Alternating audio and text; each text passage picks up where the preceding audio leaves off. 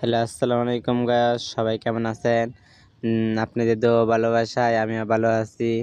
তো দেখতেই পারছেন ঘুরতে এসেছি, আইসা পুকুর পাড়ে বইসা রইছি। একা, একা ভালো লাগতেছে না। তারপর দেখতে পাচ্ছেন পুকুরটা অনেক সুন্দর না? তখন হঠাৎ করে দেখি ওই যে ওই ছেলেটা আরো ২ টা আছে সাথে।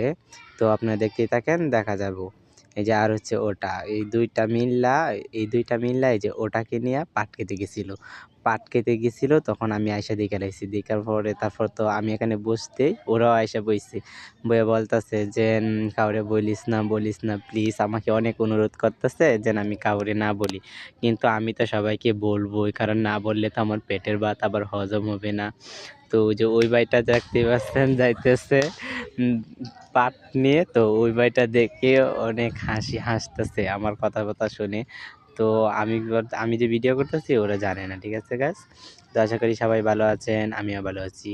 আল্লাহ হাফেজ। আজকের মতন এখানেই ভিডিওটা শেষ।